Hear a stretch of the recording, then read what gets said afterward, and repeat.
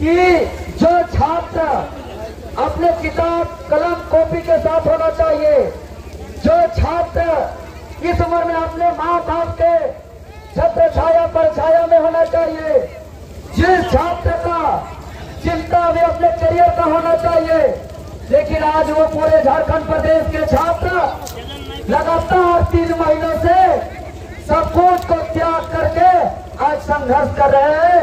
आखिर क्यों संघर्ष कर रहे हैं, ये सबसे बड़ी चीज है समझने के लिए। तो मैं आप लोगों को आज इस कोल्हान की धरती से बताना चाह रहा हूं कि विगत 16 दिसंबर 2022 को यहाँ के माननीय हाईकोर्ट ने यहाँ की स्थानीय नियोजन नीति को रद्द कर दिया, और जो नियोजन नीति को रद्द कर दिया है, यह नौकरी नहीं देने वाली बेशरम की सरकार को 3 साल पहले ही आदरणीय चीफ जस्टिस महोदय ने आगाह कर दिया था, हम लोग ने भी आगाह कर दिया था कि यह असंवैधानिक नियोजन नीति है, इस पे पुनर्विचार करिए। लेकिन सरकार को तो नौकरी नहीं देना था, इसलिए विचार नहीं किया और हाईकोर्ट में 3 साल लड़ा, और इसको लड़ने के लिए सुप्रीम कोर्ट से सबसे बड़े बड़े वकील मुकुल रोहतगी, कपिल सिब्बल जैसे कानून जानकार को बुला करके 4 से 5 करोड़ रुपया ये सरकार खर्चा किया, जो असंवैधानिक नियोजन नीति था। और अंततः ये 16 दिसंबर 2022 को रद्द हो गया। उसके बाद फिर भी बेशरम की सरकार का विधि आयोग ने मंतव्य दे चुका था कि अब इसी हकमार नियोजन नीति जो रद्द हो गया हाईकोर्ट से, इसको जो है सुप्रीम कोर्ट लेके जाएंगे। तभी हम लोग ने जंग ऐलान कर दिया झारखंड स्टेट स्टूडेंट यूनियन, और 17 तारीख को रांची का ऐतिहासिक अलमटका चौक में पूरा दिन भर चक्का जाम करने का काम किया। झारखंड स्टेट स्टूडेंट यूनियन 19 फरवरी को हजारीबाग की धरती में जो है कि उत्तरी छोटानागपुर में बहुत जबरदस्त आंदोलन किया, और अंततः जो 21 दिसंबर का विधानसभा घेराव था, जिस दिन आपको गिरफ्तार किया गया था, पूरे राज्य के कोल्हान से भी पूरे छात्र का हुजूम गए थे, और उस दिन इतिहास में आखिर वो सरकार को झुकना पड़ा और निर्णय को बदला कि नहीं, हम सुप्रीम कोर्ट नहीं जाएंगे, युवा जो मांगेगा वही देंगे। यह ऑन कैमरा के सामने, कैबिनेट के अंदर और कैमरा के सामने भी ये सरकार कहा था। और हमने जो मांग किया सुप्रीम कोर्ट जाने से तो वापस आई सरकार, लेकिन हमारा मांग को इन्होंने नहीं माना, और इन्होंने 1 महीना का समय मांगा है, 26 दिसंबर तक का, 26 जनवरी तक का। लेकिन 1 महीना बीत गया, 2 महीना बीत गया, हम लोग धैर्यता से इंतजार करते रहे। कभी रामगढ़ चुनाव का बहाना, कभी बैठक का बहाना, कभी सर्वदलीय बैठक का बहाना, तो कभी सरकार का समारोह में बहाना, तरह तरह का बैठक के बहाना से हम लोग का 3 महीना समय बर्बाद हुआ। अंततः ये सरकार एक ऐसा गंदा झूठा साजिश किया कि ये फर्जी कॉल रिकॉर्डेड सर्वे कराया। जो रिकॉर्डेड कॉल है ये कोई सरकारी एजेंसी के थ्रू नहीं, बल्कि एक प्राइवेट संस्था जो उसके आजू बाजू में रहते हैं, पिंटू श्रीवास्तव, उसका सुनील श्रीवास्तव और जो चिंटू पिंटू चिंटू टीम का अपना सहयोगियों से अपना झारखंड सरकार का 10-20 लाख रुपया खर्चा करके सर्वे करवाने का काम किया है। और आप लोग को जान के आश्चर्य होगा, ऐसा हम लोग सर्वे के पक्ष में रहते हैं, सर्वे होना अच्छा बात है, लेकिन सर्वे हो कोई सार्वजनिक संस्था से हो, कोई संवैधानिक संस्था से हो, लेकिन इन्होंने चोर टाइप से किया है। और जिस दिन सर्वे हो रहा था उस दिन हम प्रेस कॉन्फ्रेंस करके भविष्यवाणी कर दिए थे कि इसका रिजल्ट पहले से तय है,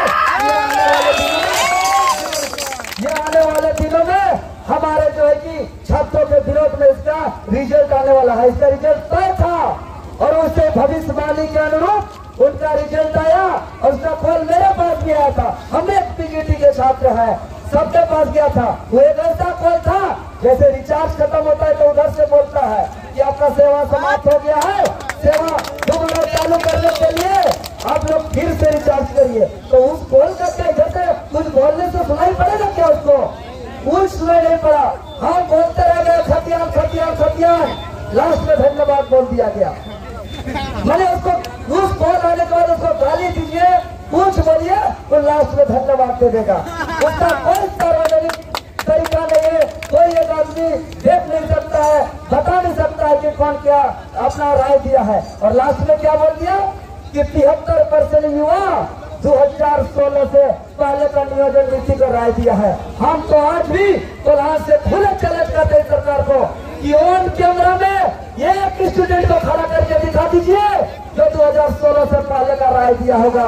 ओनली वन स्टूडेंट, एक स्टूडेंट दिखाइए कि जो कैमरा के सामने आके बोले कि हम 2016 से पहले वाला नियोजन नीति का राय दी है। इतना झूठा सरकार, तब हम लोग समझ गए और फिर आंदोलन को तेज से घोषणा किए, ऐलान किए और अंततः लगातार हम लोग का जो 23 मार्च का जो हम लोग का विधानसभा घेराव हुआ, मात्र 4 घंटे के आह्वान पर रातों रात इमरजेंसी की तरह से छात्र पहुंचे और उस समय से लगातार यहाँ के छात्र गोली का, लाठी का, डंडा का, फर्जी मुकदमा का लगातार सामना कर रहे हैं। क्योंकि 60 और 40 में क्या दुष्परिणाम होगा यहाँ के छात्र जानते हैं।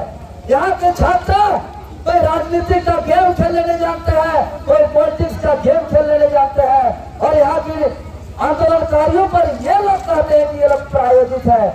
हम कह देना चाह रहे हैं यहाँ का कोल्हान से ये सरकार को कि जो 60 और जो 40 है, इसके बारे हम आप लोग को 2 मिनट समझाना चाहेंगे कि ये क्या नुकसान है। मान लिया कि 100 सीट आता है तो 100 सीट में इन्होंने कहा है कि 2016 से पहले, और 2016 से पहले का जो नियोजन नीति था वो था 50 ST SC OBC आरक्षित वर्गों के लिए और 50 अनारक्षित वर्गों के लिए।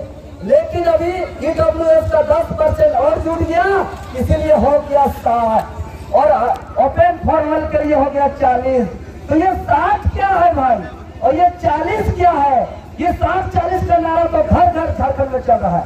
इसको समझना होगा कि 60 क्या है और 40 क्या है। आपको हम बता देना चाह रहे हैं कि 60 है ना, यह 60 है बाहरियों का महामिश्रण, 60 है बाहरियों का महामिश्रण और 40 है बाहरियों के लिए शुद्ध रूप से आरक्षित। वो शुद्ध रूप से 40% है और 60 में महामिश्रण है। कैसे आप समझते हैं? क्योंकि हम लोग छात्र हैं, हर बात हम लोग तर्क के आधार पर बोलते हैं। अभी जो हम लोग झारखंड में स्थानीय प्रमाण पत्र बनता है वह झारखंड सरकार का संकल्प संख्या 271/2016 के तहत बनता है। जो 2016 में स्थानीय नीति परिभाषित की गई थी, जिसका संकल्प संख्या 271 है। यहाँ के बैठे जितने DC चाहे जितने भी अधिकारी पदाधिकारी है वो लोग इस पत्रांक को मांगिएगा, उन लोग के पास, सबके पास होगा। पत्रांक संख्या 271/2016। ये पत्रांक संख्या के तहत यहाँ स्थानीय प्रमाण पत्र निर्गत किया जाता है। और हम बता देना चाह रहे हैं कि इसमें जो प्रावधान किया गया है, भूमि दस्तावेज के आधार के अलावा 5 अन्य चोर दरवाजा खुला छोड़ दिया गया है, जिससे पूरा धड़ल्ले से बाहरी लोग आएंगे। और वो 5 दरवाजा क्या है?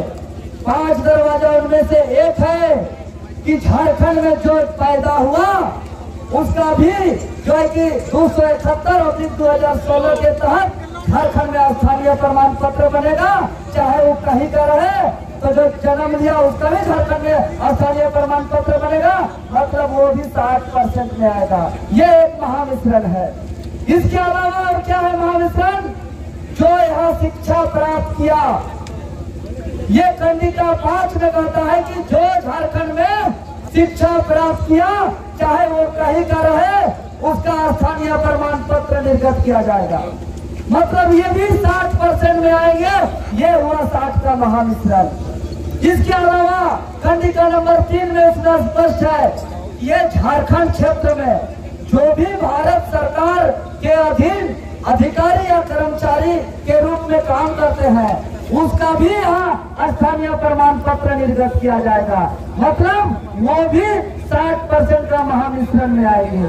और ये झारखंड क्षेत्र में जो कहीं का भी रहे और झारखंड सरकार के अंतर्गत काम करते हैं तो वो उसका भी स्थानीय प्रमाण पत्र निर्गत किया जाएगा। मतलब वो भी 60% का महामिश्रण में आएंगे। इसके अलावा जो यहाँ विधिक पद में है या सरकारी या गैर सरकारी संस्थान में काम करते हैं, यदि इस राज्य को राजस्व देते हैं तो उसका भी स्थानीय प्रमाण पत्र निर्गत किया जाएगा। मतलब वो भी 60% में आएंगे। तो क्या ये स्वीकार होगा? होगा क्या? कदापि नहीं होगा। और हम इतना ज्यादा विरोध करने का हम तो सोच लिए हैं कि अगर इस आंदोलन में जान भी चल जाएगा तो जायज है। कहाँ दिक्कत है? ये झारखंड का राज 1912 से लेकर जो 15 नवंबर 2000 तक जो संघर्ष हुआ अंततः बना 88 साल का संघर्ष। तो ये 88 साल का संघर्ष का झारखंड का गठन 15 नवंबर 2000 को होता है। 15 नवंबर 2000 को ही क्यों होता है?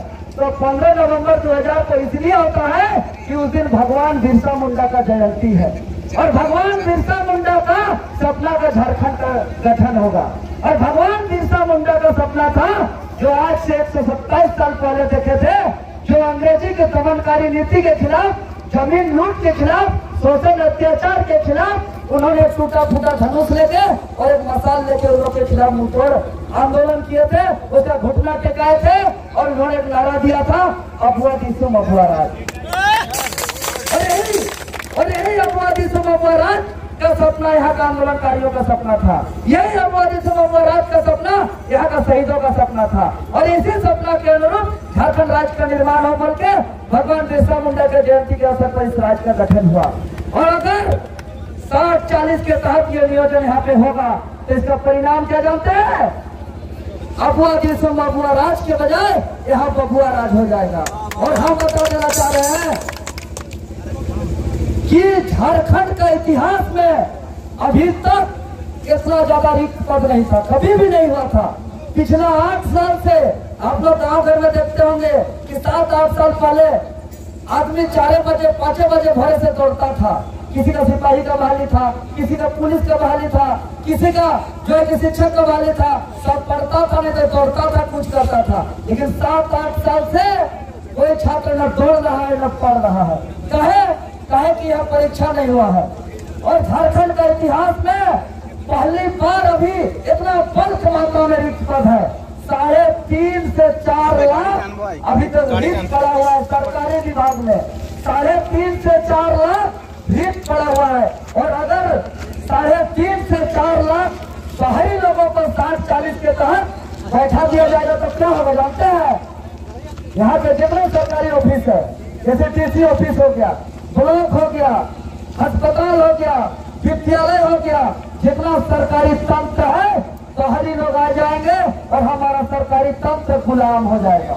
अगर 60-40 नियोजन नीति के तहत होगा तो क्या सरकारी तंत्र को आप लोग गुलाम होने देंगे? तो अगर 60-40 के तहत अगर गुलाम होने से सरकारी तंत्र को बचाना होगा तो हम लोग को इस लड़ाई को अंजाम तक पहुंचाना होगा। ऐसा नहीं कि एक दिन हम लोग डीसी महोदय तक आए, ज्ञापन सौंपे, हमारा मांग पूरा हो जाएगा। क्योंकि ये सुनियोजित तरीके से लाया गया है यहाँ के सरकारी तंत्र को गुलाम बनाने के लिए। इसलिए ये लड़ाई उतना आसान नहीं है। इसलिए इस लड़ाई को लड़ने के लिए पूरा अपने हमारे जितने भी पूर्वज है, चाहे बिरसा मुंडा की बात करें, चाहे सिद्धू कानू, नीलांबर पीतांबर, फूलो झानो, चांद भैरव, चाहे सुनील महतो, शक्ति महतो, निर्मल महतो की बात करें, जिन्होंने जिन तरीके से, जिस तक से यहाँ के संघर्ष करते हुए बलिदान त्याग कुर्बानी दिया है, उसी प्रकार से दिया जाएगा। अभी कुछ साथी ने आज हमको बोले कि आपको पुलिस उठाने वाला है। हम बोले कि हम तो ठान लिए है, हमको ना एमएलए बनना है, ना एमपी बनना है, तो किस से हमको काटर है कि हमको पुलिस उठाएगा, उससे काटर है। हम लोग राज्य को बचाने के लिए निकले हैं तो राज्य को बचाने के लिए हम लोग इस सरकार से कोई भी नीति, कुछ भी डरता फर्जी FIR से हम लोग नहीं डरेंगे। और जो हमारा झारखंड का सरकारी तंत्र है अगर गुलाम हो जाएगा तो हमारा और क्या नुकसान होगा? जो यहाँ के छात्र नौजवान है, जो अपना दिन रात अपना संपूर्ण जीवन 1 क्लास से लेकर PG PhD तक पढ़ाई किए हैं, और उसका जो सपना है कि हम एक छोटा मोटा नौकरी करें और अपना परिवार का सेवा करें। उसका जो सपना है कि हम अपना बूढ़े माँ बाप का सेवा करें। उसका जो सपना है कि हम इस राज्य का सेवा करें, ये सपना उसका चूर चूर हो जाएगा। और जब बाहरी लोग आएंगे यहाँ के सरकारी तंत्र में, तो वो लोग सेवा नहीं करेंगे। एक चीज याद रखिएगा, वो लोग चोरी करेंगे, वो लोग डकैत करेंगे, वो लोग लूटने का काम करेंगे। और इसका जीता जागता उदाहरण Puja Singhal. Puja Singhal is not a single. उसके बड़ा बाप निकला वीरेंद्र राम, और वीरेंद्र राम का बेटा, आप लोग जानते होंगे कि वीरेंद्र राम का बेटा एक बार में एक टी शर्ट पहनता है 35,000 का, और जानता होता है उसको दोबारा धोता नहीं है, उसको फेंक देता है, 35,000 का टी शर्ट को। तो ये क्या वेतन का पैसा से संभव है? ये सीधा फ्रांस का पानी लगाता है, 35,000 का टी शर्ट पहन के फेंकता है, तो ये क्या वेतन से संभव है?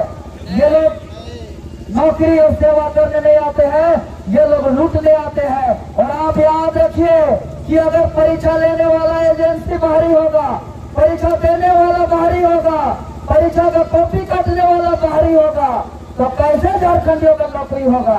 और फिर आप लोग गार्जियन लोग कहिएगा कि बच्चा पढ़ रहा है कि नहीं पढ़ रहा है, नौकरी नहीं लग रहा है। अरे जाके हेमंत सोरेन को कहिए कि हेमंत सोरेन के कारण बेटा बेटी को नौकरी नहीं लग रहा है। ये था, इससे पहले बहुत झारखंडियों का नौकरी लगता था, लेकिन अभी नीति के कारण नौकरी नहीं लग रहा है। इसीलिए हम प्रधान से, पूरा राज्य के अभिभावक से अपील करना चाहेंगे कि छात्र महासंकट में है, और छात्र अपना हक अधिकार का संघर्ष करते करते बहुत ही संघर्ष किया, लेकिन आज 3 महीनों के अंदर जो छात्र ने झेला है, लाठी का, डंडा का, गोली का, बारूद का, फर्जी FIR का, लेकिन ये सरकार सीरियस नहीं है। तो अब महासंकट में आ गए हैं छात्र, और जब छात्र महासंकट में आते हैं तो वो अपने गार्जियन को याद करते हैं, अपने माता पिता को याद करते हैं, अपने अभिभावक को याद करते हैं। और अब हर एक माँ बाप का एक सपना होता है कि मेरा बेटा बेटी अपना परिवार का अच्छा से पालन करे, और जब हम असहाय होंगे तो मेरा सहारा बने। होता है कि नहीं होता है? लेकिन ये सपना अब चूर चूर होने वाला है इस नीति से। इसलिए हम अपील करेंगे कि अब छात्र लोग के अभिभावक या उनके माता पिता, गार्जियन, काका काकी, जेठा जेठी, मौसा मौसी, सब कोई अब आगे आएंगे और इस आंदोलन का नेतृत्व को संभालेंगे, क्योंकि छात्र महासंकट में है। और इतना बड़ा संकट में ये सरकार जरा भी सीरियस नहीं है, बिल्कुल सीरियस नहीं है। इसलिए अब आगे आना ही होगा। हम जानते हैं सबका बहुत समस्या होता है, ये शरीर में भी बहुत समस्या होता है। किसी को BP का प्रॉब्लम है, किसी को शुगर का प्रॉब्लम है, किसी को घुटना दर्द का प्रॉब्लम है, किसी को कमर दर्द का प्रॉब्लम है। लेकिन तमाम समस्या होते हुए भी अगर हार्ट अटैक होता है तो सब समस्या को छोड़ के पहले हार्ट अटैक का इलाज करते हैं। उसी प्रकार आप लोग का हर एक जीवन में बहुत समस्या है, अनेक लड़ाई है, बहुत तरह का शोषण है, लेकिन बाकी समस्या BP का बीमारी, शुगर का बीमारी, घुटना दर्द का बीमारी, कमर दर्द का बीमारी है कि दवाई खाते रहो और जीते रहो, लाइलाज है वो सब। लेकिन जो 60-40 नियोजन नीति है ये हार्ट अटैक की तरह है, इसका तत्काल इलाज नहीं होगा तो ही होगा, या तो ठीक होगा नहीं तो मरेगा, तो ही होगा। उसी प्रकार अगर ये 60-40 तो ही होगा, या तो 60-40 वापस होगा, या तो 60-40 के तहत हमारा झारखंड का सरकारी तंत्र गुलाम हो जाएगा। ये तो ही विकल्प हो सकता है। इसीलिए हम लोग आगामी 8 अप्रैल 2023 दिन शनिवार को मुख्यमंत्री आवास का घेराव का घोषणा किए हैं, और हम उस दिन पूरे झारखंड के छात्र साथ साथ उसके अभिभावक, काका काकी, मौसा मौसी, जेठा जेठी जितने हैं सभी से अपील किए हैं आने का। मुख्यमंत्री के इसलिए कि हम लोग लगातार 3 महीनों से दिन रात लगे हुए हैं, लेकिन मुख्यमंत्री अभी तक एक बयान नहीं दिया है, ऑन कैमरा मीडिया के सामने आके एक बात नहीं रखा है।